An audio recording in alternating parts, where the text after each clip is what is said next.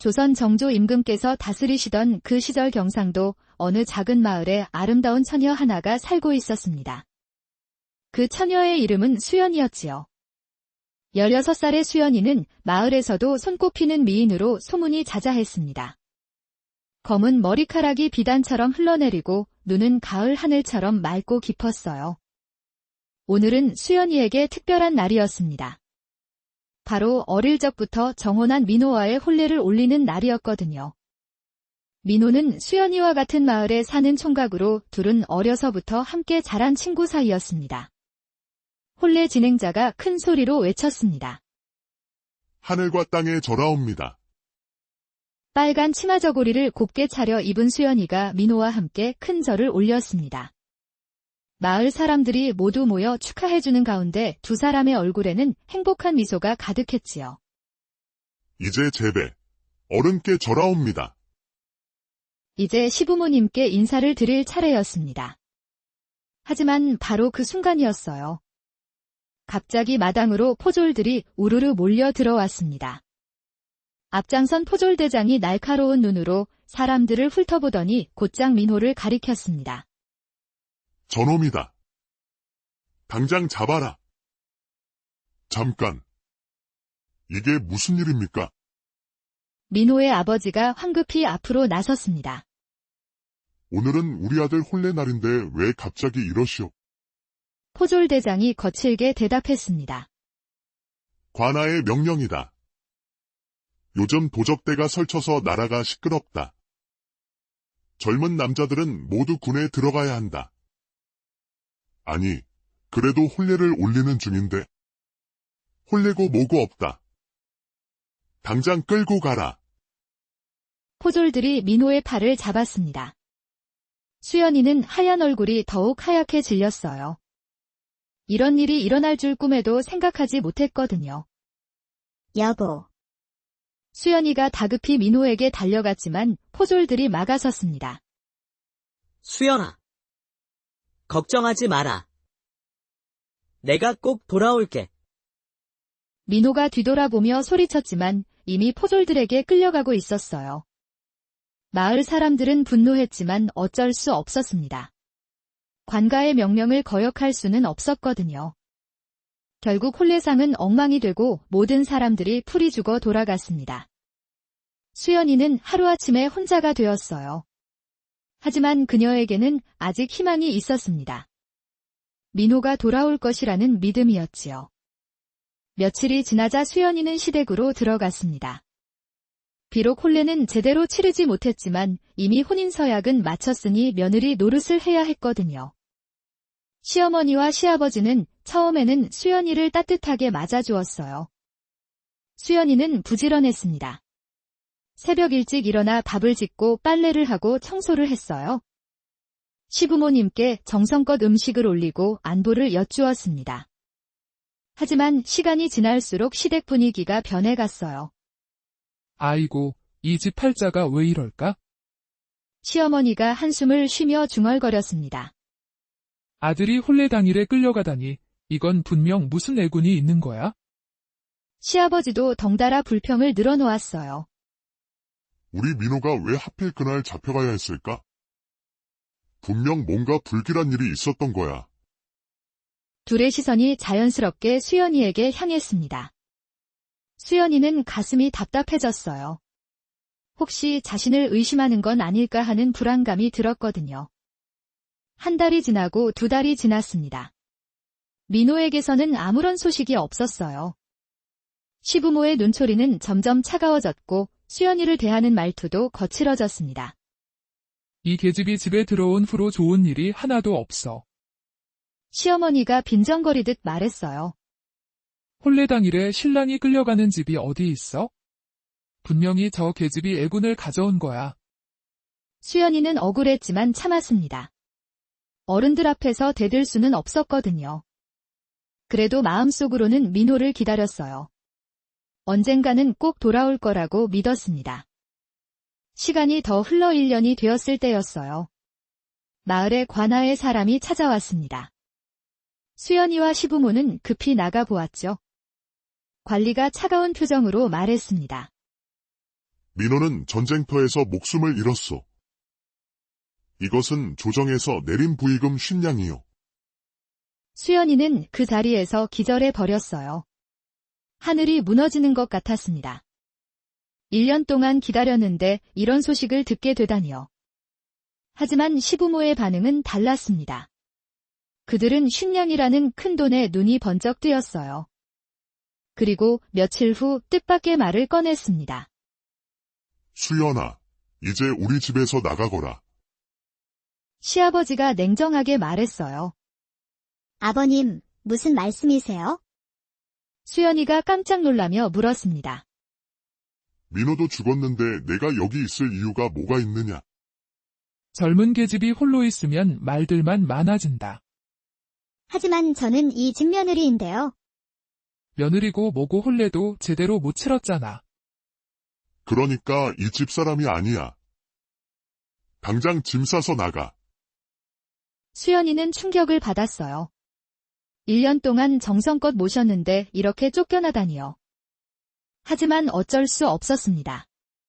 시부모가 결심한 일을 되돌릴 수는 없었거든요. 수연이는 작은 보따리 하나만 들고 친정으로 돌아갔습니다. 하지만 친정 부모의 반응도 차가웠어요. 아이고, 이게 무슨 일이냐? 시집간 딸이 어떻게 다시 돌아와? 어머니가 한숨을 깊게 쉬었습니다. 체면이 말이 아니군. 동네 사람들이 뭐라고 할까? 아버지도 못마땅해 했어요. 다행히 수연이의 오빠 태수만은 달랐습니다. 무슨 소리예요? 이건 우리 수연이 잘못이 아니잖아요. 전쟁 때문에 생긴 일인데 왜 수연이를 탓해요? 그래도 이미 시집간 딸인데. 제가 수연이를 돌볼게요. 우리 식구인데 당연하잖아요.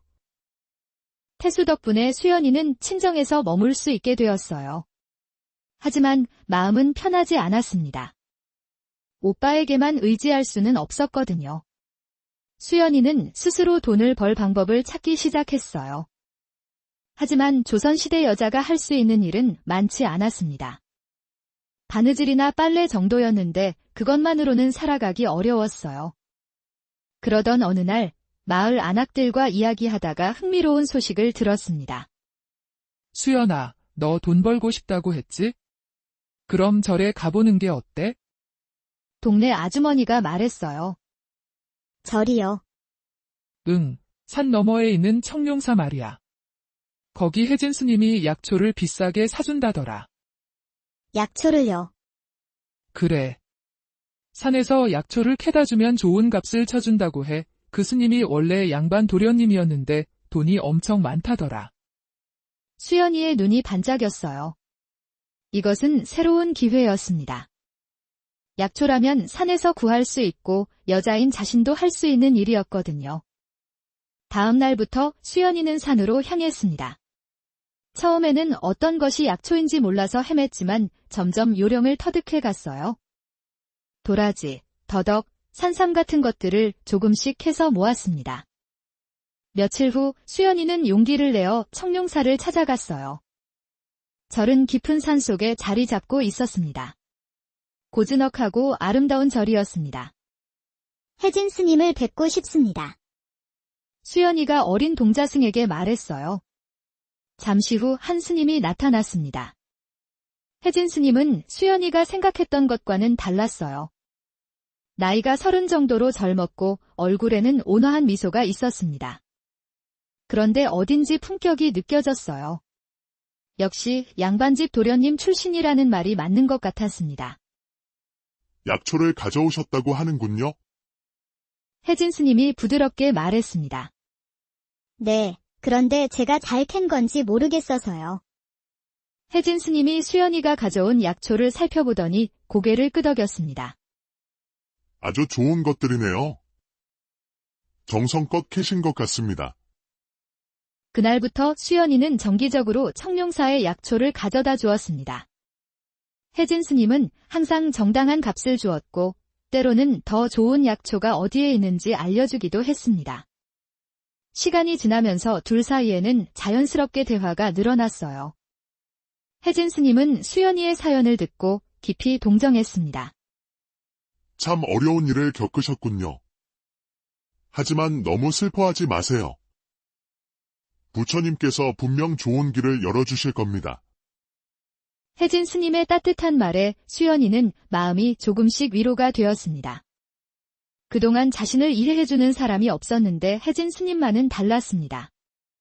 어느 날 수연이가 평소보다 더 위험한 절벽에서 귀한 약초를 캐왔을 때였어요. 혜진 스님이 걱정스럽게 물었습니다. 이런 위험한 곳까지 가실 필요는 없는데요. 혹시라도 다치시면 어떡해요? 괜찮아요. 저는 이제 혼자 살아가야 하니까 더 많이 벌어야 해요. 혜진 스님이 안타까운 표정을 지었습니다. 이렇게 젊고 아름다운 여인이 홀로 험한 산을 다니며 약초를 캐는 모습이 마음에 걸렸습니다. 절에서도 일손이 필요한데 생각이 있으십니까? 스님이 물었습니다. 아니에요. 저는 괜찮아요. 스님께서 이렇게 좋은 값을 주시니까 감사할 따름이에요. 수연이의 밝은 미소에 혜진 스님은 더 이상 말하지 못했습니다. 하지만 마음속으로는 이 여인에 대한 관심이 점점 커져갔습니다. 그런데 수연이도 마찬가지였습니다. 처음에는 단순히 약초를 파는 관계였지만 혜진 스님과 이야기를 나누면서 마음의 평안을 얻게 되었습니다. 남편을 잃고 절망에 빠져있던 그녀에게 혜진 스님은 따뜻한 위로였습니다. 어느 여름날 수연이가 약초를 캐다가 갑자기 비를 만났습니다. 하늘에서 굵은 빗방울이 떨어지기 시작했습니다. 산에서 갑자기 만난 비는 위험했습니다. 수연이는 급히 청룡사로 뛰어갔습니다. 스님, 갑자기 비가 와서 피해왔습니다. 수연이가 숨을 헐떡이며 말했습니다. 아, 그러셨군요. 잠시 여기서 비를 피하세요. 혜진 스님이 따뜻하게 맞아주었습니다. 그날 비는 유난히 오래 내렸습니다. 수연이는 법당 처마 밑에서 비를 바라보며 혜진 스님과 긴 이야기를 나누었어요. 인생에 대한 이야기, 슬픔에 대한 이야기, 그리고 희망에 대한 이야기까지요. 사람의 마음이라는 게 참 묘해요. 슬플 때는 세상이 모두 어두워 보이는데 누군가 따뜻한 말 한마디만 해줘도 다시 밝아지더라고요. 수연이가 조용히 말했습니다.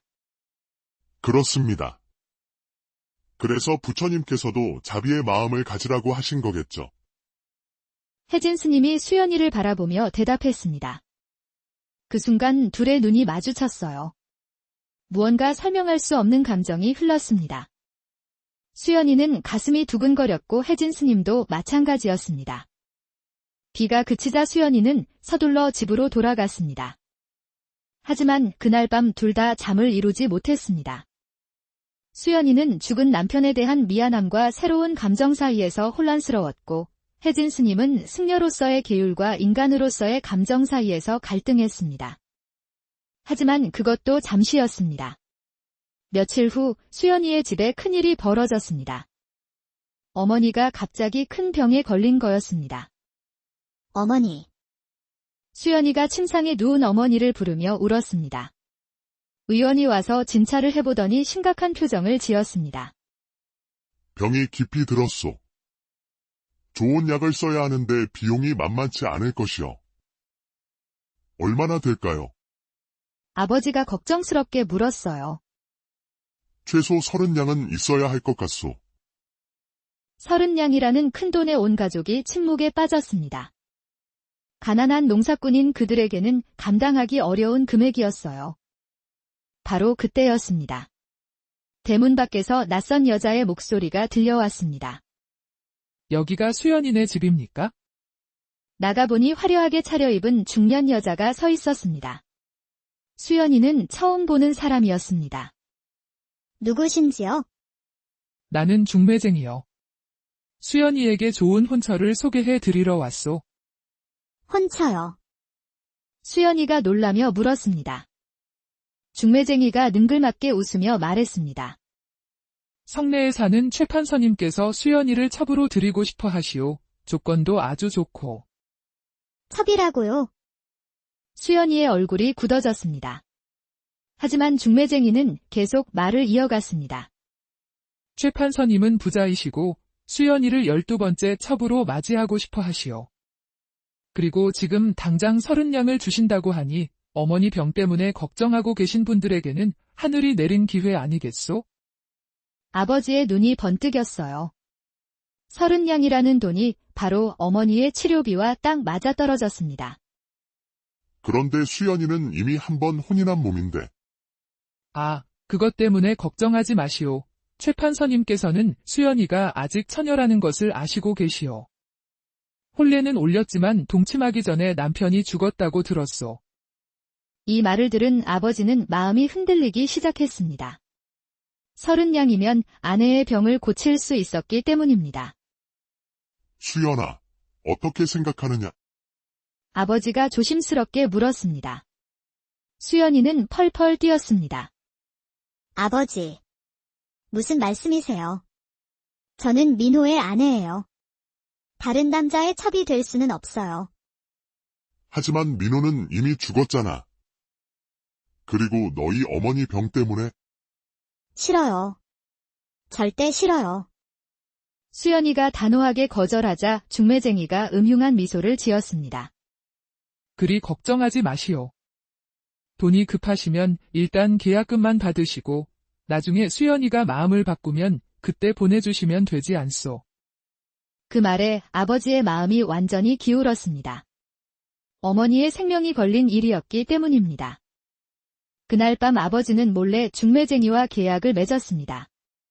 30냥을 받는 대신 수연이를 넘겨주기로 한 거였습니다. 며칠 후 중매쟁이는 건장한 사내들 5명을 데리고 왔습니다. 수연이가 약초를 캐러 산에 간 사이에 몰래 집안에 숨어 있었습니다.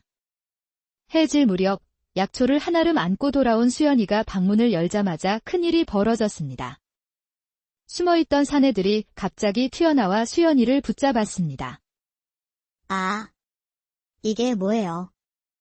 수연이가 소리를 지르려는 순간 누군가 입에 헝겊을 물려버렸습니다. 손과 발도 꽁꽁 묶여서 꼼짝할 수 없었습니다. 수연이가 필사적으로 몸부림쳤지만 소용없었습니다. 바로 그때 오빠 태수가 들어왔습니다. 하지만 아버지가 태수를 막아섰습니다. 태수야. 어쩔 수 없다. 어머니 목숨이 걸린 일이야. 아버지, 이게 무슨 짓이에요? 수연이를 풀어주세요. 안 돼. 이미 돈을 받았어. 태수가 달려들려고 했지만 건장한 사내들이 너무 많았습니다. 결국 수연이는 마차에 실려 끌려가고 말았습니다. 중매쟁이와 사내들은 수연이를 마차에 태우고 급하게 출발했습니다.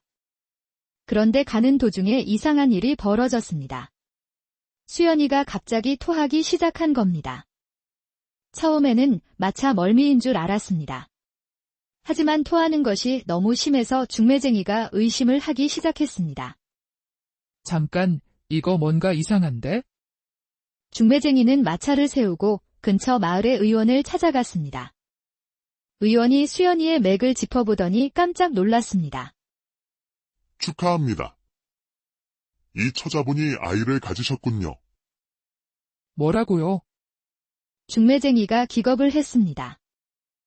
임신하신 지 2달 정도 되신 것 같습니다. 중매쟁이는 당황했습니다. 최 판서는 깨끗한 처녀만 원했는데 이미 임신한 여자를 데려가면 큰일이 날 것 같았습니다. 이거 완전히 속았네. 처녀라더니 이미 남자와 관계를 맺었잖아. 중매쟁이는 화가 나서 다시 수연이를 마차에 태우고 그녀의 집으로 돌아갔습니다. 그날 밤 분노한 중매쟁이가 수연이네 집마당에 도착했습니다.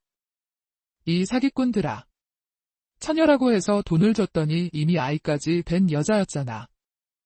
아버지가 깜짝 놀라며 나왔습니다. 그게 무슨 소리요? 우리 수연이는 분명히 뭐가. 지금 뱃속에 아이가 있다고. 이 말을 들은 온 가족이 충격에 빠졌습니다.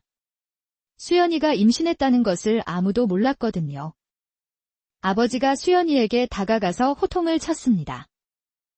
수연아. 이게 무슨 일이냐? 아이 아비가 누구냐?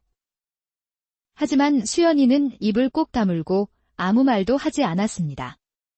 그저 눈물만 흘릴 뿐이었습니다. 말해. 누구냐?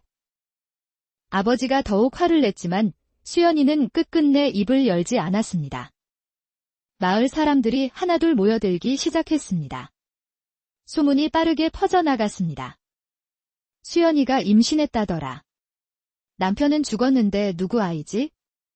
분명 바람을 피운 거야? 마을 이장이 나서서 말했습니다. 이런 일은 마을의 체면에 관한 문제다. 반드시 아이 아비를 밝혀야 한다. 그렇다. 남편 죽은 여자가 어떻게 아이를 가질 수 있어? 창피한 줄 알아야지. 사람들의 비난이 쏟아졌지만 수연이는 여전히 말하지 않았습니다. 그녀의 마음속에는 지켜야 할 비밀이 있었습니다. 이장이 엄한 목소리로 말했습니다. 그렇다면 마을법에 따라 처벌해야겠다.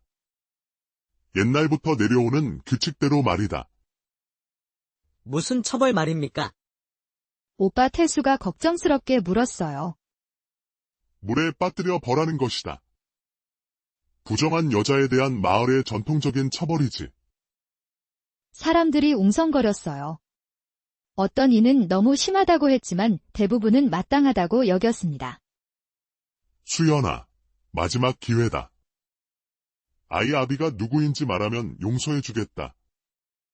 이장이 다시 한번 기회를 주었습니다. 하지만 수연이는 고개를 저었습니다. 말할 수 없어요. 그렇다면 어쩔 수 없다. 사람들이 큰 바구니를 가져왔습니다. 수연이를 그 안에 넣고 연못에 던지려는 참이었습니다. 수연이는 공포에 떨었지만 끝까지 비밀을 지키려고 했습니다. 바로 그 순간이었습니다. 아미타불. 어디선가 우렁찬 연불 소리가 들려왔어요. 사람들이 돌아보니 한 스님이 달려오고 있었습니다. 바로 청룡사의 혜진 스님이었습니다. 부처님께서는 모든 생명을 소중히 여기라 하셨습니다. 어찌 두 생명을 해치려 하십니까? 혜진 스님이 다급하게 소리쳤습니다. 이장이 의심스럽게 혜진 스님을 바라보았습니다.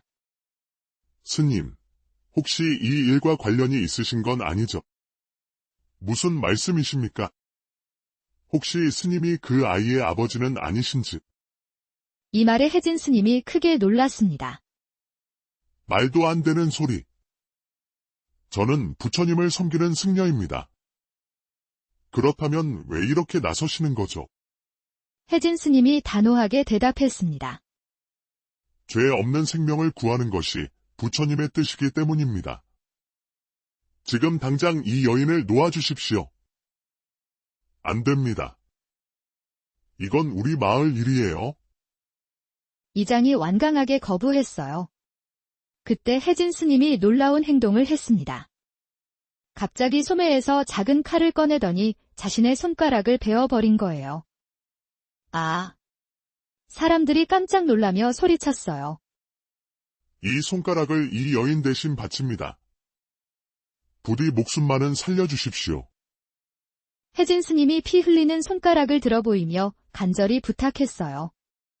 사람들은 충격을 받았습니다. 자신의 손가락을 자르면서까지 수연이를 구하려는 혜진 스님의 모습에 감동했습니다.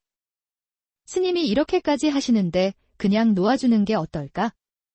사람들의 마음이 흔들리기 시작했습니다. 결국 이장도 어쩔 수 없이 물러서야 했습니다. 좋다. 스님의 정성을 보아서 이번만은 용서해주겠다. 하지만 이 여자는 마을에서 나가야 한다. 혜진 스님이 수연이를 바구니에서 꺼내 주었습니다. 수연이는 눈물을 흘리며 스님에게 고마움을 표했습니다. 고맙습니다. 스님. 목숨을 구해주셔서. 괜찮습니다. 이제 저와 함께 가십시오. 혜진 스님은 수연이를 청룡사로 데려갔습니다. 절 옆에 작은 오두막을 지어주고 산파를 불러 수연이를 돌보게 했습니다. 마을 사람들은 수연이와 혜진 스님의 관계를 의심했지만 어쩔 수 없이 지켜볼 수밖에 없었어요. 수연이는 청룡사 근처에서 조용히 지내며 아이를 기다렸습니다. 혜진 스님은 멀리서 그녀를 보살폈고 필요한 것들을 챙겨주었습니다. 두 사람 사이에는 특별한 감정이 있었지만 서로 조심스럽게 거리를 두었습니다. 그렇게 몇 달이 흘렀습니다. 드디어 수연이가 해산할 때가 되었습니다. 산파의 도움으로 건강한 사내 아이를 낳았습니다. 아이는 정말 예뻤습니다. 큰 눈에 오뚝한 코, 그리고 밝은 웃음을 가진 아기였습니다. 축하합니다. 정말 예쁜 아드님이네요. 산파가 기뻐하며 말했어요. 수연이는 아기를 품에 안고 눈물을 흘렸습니다. 기쁨과 슬픔이 동시에 밀려왔거든요. 사랑하는 사람의 아이를 낳았지만 그 사람은 이미 세상에 없다고 알려져 있었으니까요. 아이가 태어난 지 한 달이 되었을 때였어요. 마을에 놀라운 소식이 전해졌습니다. 죽었다고 여겨졌던 민호가 살아 돌아온 것입니다. 수연아, 민호가 청룡사로 달려와 수연이를 불렀습니다. 수연이는 꿈인가 생각했습니다. 죽었다고 들었던 남편이 살아서 나타나다니요. 민호야, 정말 너야? 수연이가 떨리는 목소리로 물었어요. 그래, 나야, 수연아. 두 사람은 서로를 꼭 끌어안았습니다. 오랜 기다림이 끝나는 순간이었습니다. 하지만 곧 수연이는 아기 이야기를 해야 했습니다. 민호야, 실은 우리에게 아기가 있어? 민호가 깜짝 놀라며 물었습니다. 아기라고? 응, 한 달 전에 낳았어. 정말 예쁜 아들이야? 민호의 얼굴에 미소가 번졌어요. 정말. 우리 아이가. 그때서야 모든 비밀이 밝혀졌습니다. 민호는 1년 전에 비밀 임무를 받고 적진에 잠입해 있었습니다. 그런데 수연이가 너무 보고 싶어서 몰래 집에 와서 하룻밤을 보낸 거였습니다. 그날 밤 수연이가 임신한 거였습니다. 미안해, 수연아. 내가 죽었다고 거짓 소식을 퍼뜨린 건 비밀 임무 때문이었어. 정말 미안해. 수연이는 모든 것을 이해했습니다. 그동안 혼자 감당했던 모든 고통이 이제야 해결된 거였습니다. 혜진 스님도 이 소식을 듣고 기뻐했습니다. 수연이가 행복해하는 모습을 보니 자신도 마음이 편해진 것입니다. 정말 다행입니다. 부처님께서 좋은 결과를 주셨군요. 혜진 스님이 진심으로 축하해 주었어요. 민호는 혜진 스님에게 깊이 절했습니다. 스님, 제 아내와 아이를 구해주셔서 정말 고맙습니다. 평생 이 은혜를 잊지 않겠습니다. 아닙니다. 당연한 일을 했을 뿐이에요. 민호는 이제 군관이 되어 돌아왔습니다. 비밀 임무를 성공적으로 마쳐서 높은 지위를 얻게 된 겁니다. 이제 수연이와 아기를 편안하게 돌볼 수 있게 되었습니다. 마을 사람들도 진실을 알게 되자 부끄러워했습니다. 무고한 수연이를 의심하고 해치려 했던 자신들의 행동을 반성했습니다. 이장이 나서서 사과했습니다. 수연이와 민호에게 정말 미안했소. 우리가 성급하게 판단했소? 하지만 수연이는 이미 마음을 정했어요. 민호에게 마지막으로 한 가지 부탁을 했습니다. 민호야, 나는 어디든 따라갈게. 하지만 한 가지만 약속해줘. 뭔데? 이 마을은 다시는 오지 말자. 우리를 버린 사람들, 나를 죽이려고 했던 사람들. 이제 다시는 보고 싶지 않아. 민호가 수연이의 손을 꼭 잡았어요. 그래. 우리 새로운 곳에서 새로운 삶을 시작하자. 며칠 후 수연이 가족은 마을을 떠날 준비를 하고 있었습니다. 민호의 새로운 부임지인 한양으로 가기로 했습니다. 혜진 스님과 마을의 몇몇 선량한 사람들이 배웅을 나왔습니다. 스님, 정말 고마웠어요. 스님이 아니었다면 저는 아이와 함께 죽었을 거예요. 수연이가 마지막으로 인사를 드렸어요. 행복하게 사세요. 그것이 제게는 가장 큰 기쁨입니다. 혜진 스님이 따뜻하게 배웅해 주었어요. 마차가 멀어져 가면서 수연이는 창밖을 바라보았습니다. 고통스러웠던 과거와는 이제 완전히 작별하는 거였어요. 옆에는 사랑하는 남편 민호가, 그리고 품에는 귀여운 아들이 있었습니다. 수연아, 이제 정말 행복해질 수 있을 거야. 민호가 따뜻하게 말했어요. 그래, 우리 셋이 함께라면 무엇이든 할 수 있어. 수연이가 환한 미소를 지었습니다. 그렇게 수연이의 힘들었던 시간이 끝나고 새로운 희망이 시작되었습니다. 사랑하는 남편과 귀여운 아기와 함께 행복한 가정을 꾸릴 수 있게 되었습니다. 혜진 스님은 멀리서 그들의 행복을 지켜보며 부처님께 감사의 기도를 올렸습니다. 착한 조선 정조 임금께서 다스리시던 그 시절 경상도 어느 작은 마을에 아름다운 처녀 하나가 살고 있었습니다. 그 처녀의 이름은 수연이었지요. 16살의 수연이는 마을에서도 손꼽히는 미인으로 소문이 자자했습니다. 검은 머리카락이 비단처럼 흘러내리고 눈은 가을 하늘처럼 맑고 깊었어요. 오늘은 수연이에게 특별한 날이었습니다. 바로 어릴 적부터 정혼한 민호와의 혼례를 올리는 날이었거든요. 민호는 수연이와 같은 마을에 사는 총각으로 둘은 어려서부터 함께 자란 친구 사이였습니다. 혼례 진행자가 큰 소리로 외쳤습니다. 하늘과 땅에 절하옵니다.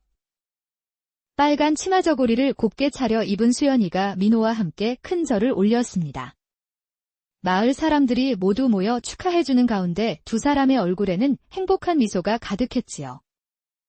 이제 제배, 어른께 절하옵니다. 이제 시부모님께 인사를 드릴 차례였습니다. 하지만 바로 그 순간이었어요. 갑자기 마당으로 포졸들이 우르르 몰려 들어왔습니다. 앞장선 포졸대장이 날카로운 눈으로 사람들을 훑어보더니 곧장 민호를 가리켰습니다. 저놈이다. 당장 잡아라. 잠깐. 이게 무슨 일입니까? 민호의 아버지가 황급히 앞으로 나섰습니다. 오늘은 우리 아들 혼례 날인데 왜 갑자기 이러시오? 포졸대장이 거칠게 대답했습니다. 관아의 명령이다. 요즘 도적대가 설쳐서 나라가 시끄럽다. 젊은 남자들은 모두 군에 들어가야 한다. 아니, 그래도 혼례를 올리는 중인데. 혼례고 뭐고 없다. 당장 끌고 가라. 포졸들이 민호의 팔을 잡았습니다. 수연이는 하얀 얼굴이 더욱 하얗게 질렸어요. 이런 일이 일어날 줄 꿈에도 생각하지 못했거든요. 여보, 수연이가 다급히 민호에게 달려갔지만 포졸들이 막아섰습니다. 수연아, 걱정하지 마라. 내가 꼭 돌아올게. 민호가 뒤돌아보며 소리쳤지만 이미 포졸들에게 끌려가고 있었어요. 마을 사람들은 분노했지만 어쩔 수 없었습니다. 관가의 명령을 거역할 수는 없었거든요. 결국 혼례상은 엉망이 되고 모든 사람들이 풀이 죽어 돌아갔습니다. 수연이는 하루아침에 혼자가 되었어요. 하지만 그녀에게는 아직 희망이 있었습니다. 민호가 돌아올 것이라는 믿음이었지요. 며칠이 지나자 수연이는 시댁으로 들어갔습니다. 비록 혼례는 제대로 치르지 못했지만 이미 혼인서약은 마쳤으니 며느리 노릇을 해야 했거든요. 시어머니와 시아버지는 처음에는 수연이를 따뜻하게 맞아주었어요. 수연이는 부지런했습니다. 새벽 일찍 일어나 밥을 짓고 빨래를 하고 청소를 했어요. 시부모님께 정성껏 음식을 올리고 안부를 여쭈었습니다. 하지만 시간이 지날수록 시댁 분위기가 변해갔어요. 아이고, 이 집 팔자가 왜 이럴까? 시어머니가 한숨을 쉬며 중얼거렸습니다. 아들이 혼례 당일에 끌려가다니, 이건 분명 무슨 애군이 있는 거야? 시아버지도 덩달아 불평을 늘어놓았어요. 우리 민호가 왜 하필 그날 잡혀가야 했을까? 분명 뭔가 불길한 일이 있었던 거야. 둘의 시선이 자연스럽게 수연이에게 향했습니다. 수연이는 가슴이 답답해졌어요. 혹시 자신을 의심하는 건 아닐까 하는 불안감이 들었거든요. 한 달이 지나고 두 달이 지났습니다. 민호에게서는 아무런 소식이 없었어요. 시부모의 눈초리는 점점 차가워졌고 수연이를 대하는 말투도 거칠어졌습니다. 이 계집이 집에 들어온 후로 좋은 일이 하나도 없어. 시어머니가 빈정거리듯 말했어요. 혼례 당일에 신랑이 끌려가는 집이 어디 있어? 분명히 저 계집이 애군을 가져온 거야. 수연이는 억울했지만 참았습니다. 어른들 앞에서 대들 수는 없었거든요. 그래도 마음속으로는 민호를 기다렸어요. 언젠가는 꼭 돌아올 거라고 믿었습니다.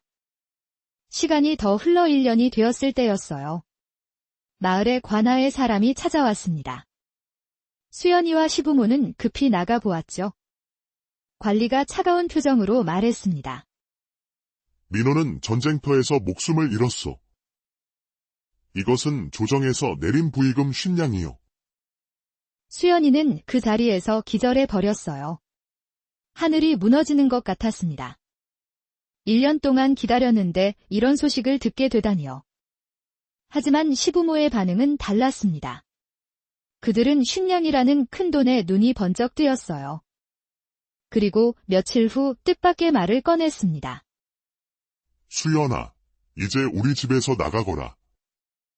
시아버지가 냉정하게 말했어요. 아버님, 무슨 말씀이세요? 수연이가 깜짝 놀라며 물었습니다. 민호도 죽었는데 내가 여기 있을 이유가 뭐가 있느냐? 젊은 계집이 홀로 있으면 말들만 많아진다. 하지만 저는 이 집 며느리인데요. 며느리고 뭐고 혼례도 제대로 못 치렀잖아. 그러니까 이 집 사람이 아니야. 당장 짐 싸서 나가. 수연이는 충격을 받았어요. 1년 동안 정성껏 모셨는데 이렇게 쫓겨나다니요. 하지만 어쩔 수 없었습니다. 시부모가 결심한 일을 되돌릴 수는 없었거든요. 수연이는 작은 보따리 하나만 들고 친정으로 돌아갔습니다. 하지만 친정 부모의 반응도 차가웠어요. 아이고, 이게 무슨 일이냐? 시집간 딸이 어떻게 다시 돌아와? 어머니가 한숨을 깊게 쉬었습니다. 체면이 말이 아니군. 동네 사람들이 뭐라고 할까? 아버지도 못마땅해 했어요. 다행히 수연이의 오빠 태수만은 달랐습니다. 무슨 소리예요? 이건 우리 수연이 잘못이 아니잖아요. 전쟁 때문에 생긴 일인데 왜 수연이를 탓해요? 그래도 이미 시집간 딸인데. 제가 수연이를 돌볼게요. 우리 식구인데 당연하잖아요. 태수 덕분에 수연이는 친정에서 머물 수 있게 되었어요. 하지만 마음은 편하지 않았습니다. 오빠에게만 의지할 수는 없었거든요. 수연이는 스스로 돈을 벌 방법을 찾기 시작했어요. 하지만 조선시대 여자가 할 수 있는 일은 많지 않았습니다. 바느질이나 빨래 정도였는데 그것만으로는 살아가기 어려웠어요. 그러던 어느 날 마을 안악들과 이야기하다가 흥미로운 소식을 들었습니다. 수연아, 너 돈 벌고 싶다고 했지? 그럼 절에 가보는 게 어때? 동네 아주머니가 말했어요. 절이요. 응, 산 너머에 있는 청룡사 말이야. 거기 혜진 스님이 약초를 비싸게 사준다더라. 약초를요. 그래. 산에서 약초를 캐다 주면 좋은 값을 쳐준다고 해. 그 스님이 원래 양반 도련님이었는데 돈이 엄청 많다더라. 수연이의 눈이 반짝였어요. 이것은 새로운 기회였습니다. 약초라면 산에서 구할 수 있고 여자인 자신도 할 수 있는 일이었거든요. 다음 날부터 수연이는 산으로 향했습니다. 처음에는 어떤 것이 약초인지 몰라서 헤맸지만 점점 요령을 터득해 갔어요. 도라지, 더덕, 산삼 같은 것들을 조금씩 캐서 모았습니다. 며칠 후 수연이는 용기를 내어 청룡사를 찾아갔어요. 절은 깊은 산 속에 자리 잡고 있었습니다. 고즈넉하고 아름다운 절이었습니다. 혜진 스님을 뵙고 싶습니다. 수연이가 어린 동자승에게 말했어요. 잠시 후 한 스님이 나타났습니다. 혜진 스님은 수연이가 생각했던 것과는 달랐어요. 나이가 30 정도로 젊었고 얼굴에는 온화한 미소가 있었습니다. 그런데 어딘지 품격이 느껴졌어요. 역시 양반집 도련님 출신이라는 말이 맞는 것 같았습니다. 약초를 가져오셨다고 하는군요. 혜진 스님이 부드럽게 말했습니다. 네, 그런데 제가 잘 캔 건지 모르겠어서요. 혜진 스님이 수연이가 가져온 약초를 살펴보더니 고개를 끄덕였습니다. 아주 좋은 것들이네요. 정성껏 캐신 것 같습니다. 그날부터 수연이는 정기적으로 청룡사에 약초를 가져다 주었습니다. 혜진 스님은 항상 정당한 값을 주었고 때로는 더 좋은 약초가 어디에 있는지 알려주기도 했습니다. 시간이 지나면서 둘 사이에는 자연스럽게 대화가 늘어났어요. 혜진 스님은 수연이의 사연을 듣고 깊이 동정했습니다. 참 어려운 일을 겪으셨군요. 하지만 너무 슬퍼하지 마세요. 부처님께서 분명 좋은 길을 열어주실 겁니다. 혜진 스님의 따뜻한 말에 수연이는 마음이 조금씩 위로가 되었습니다. 그동안 자신을 이해해주는 사람이 없었는데 혜진 스님만은 달랐습니다. 어느 날 수연이가 평소보다 더 위험한 절벽에서 귀한 약초를 캐왔을 때였어요. 혜진 스님이 걱정스럽게 물었습니다. 이런 위험한 곳까지 가실 필요는 없는데요. 혹시라도 다치시면 어떡해요? 괜찮아요. 저는 이제 혼자 살아가야 하니까 더 많이 벌어야 해요. 혜진 스님이 안타까운 표정을 지었습니다. 이렇게 젊고 아름다운 여인이 홀로 험한 산을 다니며 약초를 캐는 모습이 마음에 걸렸습니다.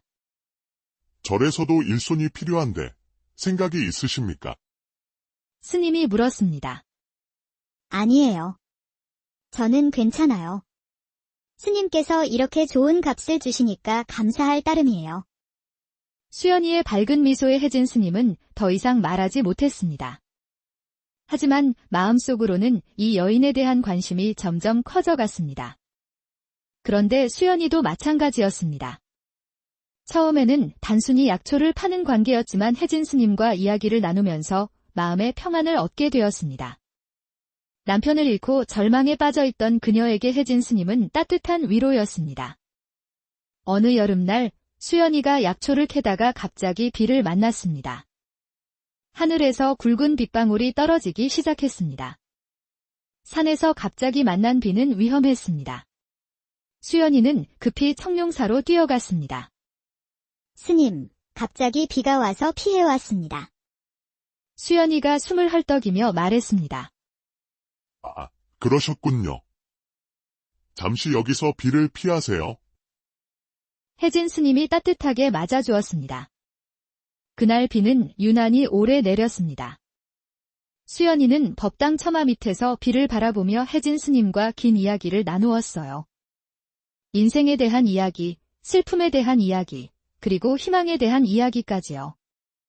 사람의 마음이라는 게 참 묘해요. 슬플 때는 세상이 모두 어두워 보이는데 누군가 따뜻한 말 한마디만 해줘도 다시 밝아지더라고요. 수연이가 조용히 말했습니다. 그렇습니다. 그래서 부처님께서도 자비의 마음을 가지라고 하신 거겠죠. 혜진 스님이 수연이를 바라보며 대답했습니다. 그 순간 둘의 눈이 마주쳤어요. 무언가 설명할 수 없는 감정이 흘렀습니다. 수연이는 가슴이 두근거렸고 혜진 스님도 마찬가지였습니다. 비가 그치자 수연이는 서둘러 집으로 돌아갔습니다. 하지만 그날 밤 둘 다 잠을 이루지 못했습니다.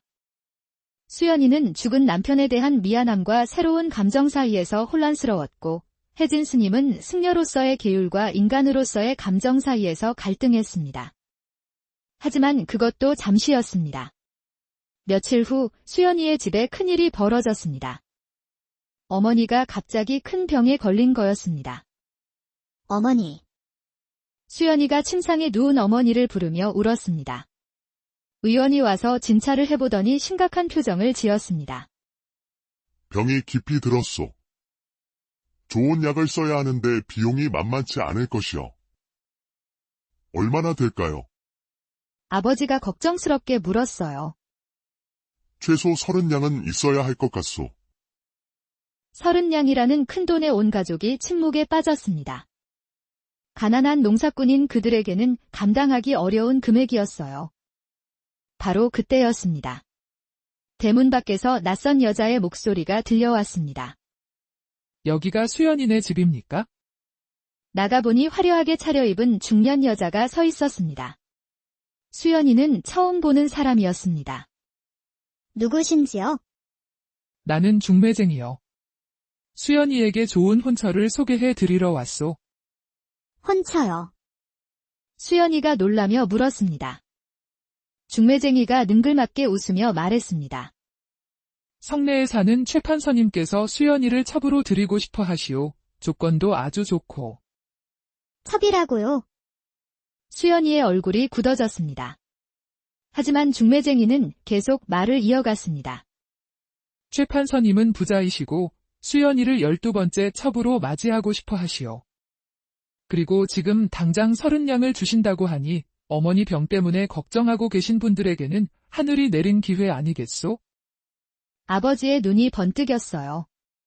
30냥이라는 돈이 바로 어머니의 치료비와 딱 맞아떨어졌습니다. 그런데 수연이는 이미 한 번 혼인한 몸인데 아, 그것 때문에 걱정하지 마시오. 최 판서님께서는 수연이가 아직 처녀라는 것을 아시고 계시오. 혼례는 올렸지만 동침하기 전에 남편이 죽었다고 들었소. 이 말을 들은 아버지는 마음이 흔들리기 시작했습니다. 30냥이면 아내의 병을 고칠 수 있었기 때문입니다. 수연아, 어떻게 생각하느냐? 아버지가 조심스럽게 물었습니다. 수연이는 펄펄 뛰었습니다. 아버지. 무슨 말씀이세요? 저는 민호의 아내예요. 다른 남자의 첩이 될 수는 없어요. 하지만 민호는 이미 죽었잖아. 그리고 너희 어머니 병 때문에 싫어요. 절대 싫어요. 수연이가 단호하게 거절하자 중매쟁이가 음흉한 미소를 지었습니다. 그리 걱정하지 마시오.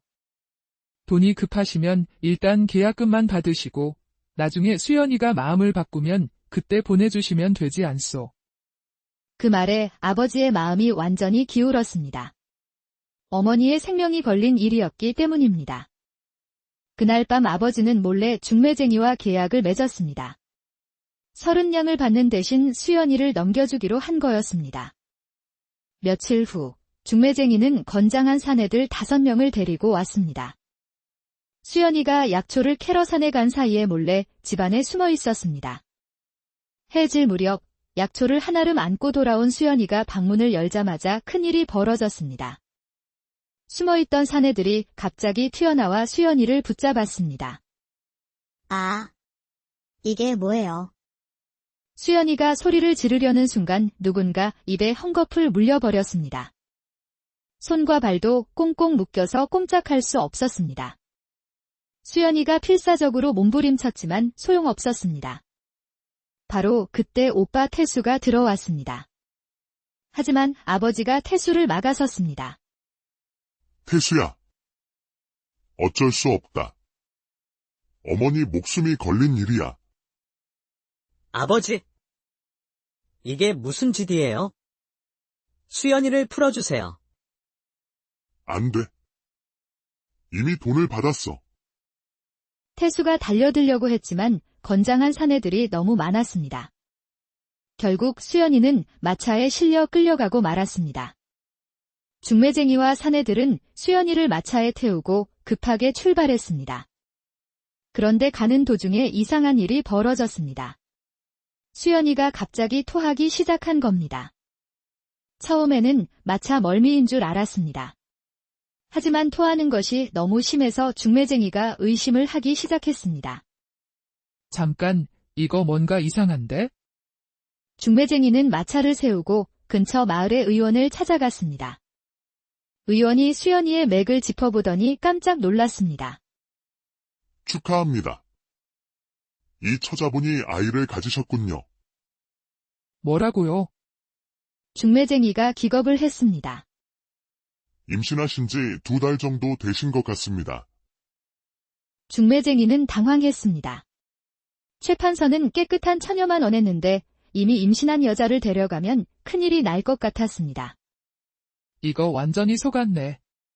처녀라더니 이미 남자와 관계를 맺었잖아. 중매쟁이는 화가 나서 다시 수연이를 마차에 태우고 그녀의 집으로 돌아갔습니다. 그날 밤, 분노한 중매쟁이가 수연이네 집마당에 도착했습니다. 이 사기꾼들아. 처녀라고 해서 돈을 줬더니 이미 아이까지 된 여자였잖아. 아버지가 깜짝 놀라며 나왔습니다. 그게 무슨 소리요? 우리 수연이는 분명히 뭐가. 지금 뱃속에 아이가 있다고. 이 말을 들은 온 가족이 충격에 빠졌습니다. 수연이가 임신했다는 것을 아무도 몰랐거든요. 아버지가 수연이에게 다가가서 호통을 쳤습니다. 수연아, 이게 무슨 일이냐? 아이 아비가 누구냐? 하지만 수연이는 입을 꼭 다물고 아무 말도 하지 않았습니다. 그저 눈물만 흘릴 뿐이었습니다. 말해. 누구냐? 아버지가 더욱 화를 냈지만 수연이는 끝끝내 입을 열지 않았습니다. 마을 사람들이 하나둘 모여들기 시작했습니다. 소문이 빠르게 퍼져나갔습니다. 수연이가 임신했다더라. 남편은 죽었는데 누구 아이지? 분명 바람을 피운 거야? 마을 이장이 나서서 말했습니다. 이런 일은 마을의 체면에 관한 문제다. 반드시 아이 아비를 밝혀야 한다. 그렇다. 남편 죽은 여자가 어떻게 아이를 가질 수 있어? 창피한 줄 알아야지. 사람들의 비난이 쏟아졌지만 수연이는 여전히 말하지 않았습니다. 그녀의 마음속에는 지켜야 할 비밀이 있었습니다. 이장이 엄한 목소리로 말했습니다. 그렇다면 마을법에 따라 처벌해야겠다. 옛날부터 내려오는 규칙대로 말이다. 무슨 처벌 말입니까? 오빠 태수가 걱정스럽게 물었어요. 물에 빠뜨려 벌하는 것이다. 부정한 여자에 대한 마을의 전통적인 처벌이지. 사람들이 웅성거렸어요. 어떤 이는 너무 심하다고 했지만 대부분은 마땅하다고 여겼습니다. 수연아, 마지막 기회다. 아이 아비가 누구인지 말하면 용서해주겠다. 이장이 다시 한번 기회를 주었습니다. 하지만 수연이는 고개를 저었습니다. 말할 수 없어요. 그렇다면 어쩔 수 없다. 사람들이 큰 바구니를 가져왔습니다. 수연이를 그 안에 넣고 연못에 던지려는 참이었습니다. 수연이는 공포에 떨었지만 끝까지 비밀을 지키려고 했습니다. 바로 그 순간이었습니다. 아미타불. 어디선가 우렁찬 연불소리가 들려왔어요. 사람들이 돌아보니 한 스님이 달려오고 있었습니다. 바로 청룡사의 혜진 스님이었습니다. 부처님께서는 모든 생명을 소중히 여기라 하셨습니다. 어찌 두 생명을 해치려 하십니까? 혜진 스님이 다급하게 소리쳤습니다. 이장이 의심스럽게 혜진 스님을 바라보았습니다. 스님, 혹시 이 일과 관련이 있으신 건 아니죠? 무슨 말씀이십니까? 혹시 스님이 그 아이의 아버지는 아니신지? 이 말에 혜진 스님이 크게 놀랐습니다. 말도 안 되는 소리. 저는 부처님을 섬기는 승려입니다. 그렇다면 왜 이렇게 나서시는 거죠? 혜진 스님이 단호하게 대답했습니다. 죄 없는 생명을 구하는 것이 부처님의 뜻이기 때문입니다. 지금 당장 이 여인을 놓아주십시오. 안 됩니다. 이건 우리 마을 일이에요. 이장이 완강하게 거부했어요. 그때 혜진 스님이 놀라운 행동을 했습니다. 갑자기 소매에서 작은 칼을 꺼내더니 자신의 손가락을 베어버린 거예요. 아! 사람들이 깜짝 놀라며 소리쳤어요. 이 손가락을 이 여인 대신 바칩니다. 부디 목숨만은 살려주십시오. 혜진 스님이 피 흘리는 손가락을 들어 보이며 간절히 부탁했어요. 사람들은 충격을 받았습니다. 자신의 손가락을 자르면서까지 수연이를 구하려는 혜진 스님의 모습에 감동했습니다. 스님이 이렇게까지 하시는데 그냥 놓아주는 게 어떨까? 사람들의 마음이 흔들리기 시작했습니다. 결국 이장도 어쩔 수 없이 물러서야 했습니다. 좋다. 스님의 정성을 보아서 이번만은 용서해주겠다. 하지만 이 여자는 마을에서 나가야 한다. 혜진 스님이 수연이를 바구니에서 꺼내 주었습니다. 수연이는 눈물을 흘리며 스님에게 고마움을 표했습니다. 고맙습니다. 스님. 목숨을 구해주셔서. 괜찮습니다. 이제 저와 함께 가십시오. 혜진 스님은 수연이를 청룡사로 데려갔습니다. 절 옆에 작은 오두막을 지어주고 산파를 불러 수연이를 돌보게 했습니다. 마을 사람들은 수연이와 혜진 스님의 관계를 의심했지만 어쩔 수 없이 지켜볼 수밖에 없었어요. 수연이는 청룡사 근처에서 조용히 지내며 아이를 기다렸습니다. 혜진 스님은 멀리서 그녀를 보살폈고 필요한 것들을 챙겨주었습니다. 두 사람 사이에는 특별한 감정이 있었지만 서로 조심스럽게 거리를 두었습니다. 그렇게 몇 달이 흘렀습니다. 드디어 수연이가 해산할 때가 되었습니다. 산파의 도움으로 건강한 사내 아이를 낳았습니다. 아이는 정말 예뻤습니다. 큰 눈에 오뚝한 코, 그리고 밝은 웃음을 가진 아기였습니다. 축하합니다. 정말 예쁜 아드님이네요. 산파가 기뻐하며 말했어요. 수연이는 아기를 품에 안고 눈물을 흘렸습니다. 기쁨과 슬픔이 동시에 밀려왔거든요. 사랑하는 사람의 아이를 낳았지만 그 사람은 이미 세상에 없다고 알려져 있었으니까요. 아이가 태어난 지 한 달이 되었을 때였어요. 마을에 놀라운 소식이 전해졌습니다. 죽었다고 여겨졌던 민호가 살아 돌아온 것입니다. 수연아, 민호가 청룡사로 달려와 수연이를 불렀습니다. 수연이는 꿈인가 생각했습니다. 죽었다고 들었던 남편이 살아서 나타나다니요. 민호야, 정말 너야? 수연이가 떨리는 목소리로 물었어요. 그래, 나야, 수연아. 두 사람은 서로를 꼭 끌어안았습니다. 오랜 기다림이 끝나는 순간이었습니다. 하지만 곧 수연이는 아기 이야기를 해야 했습니다.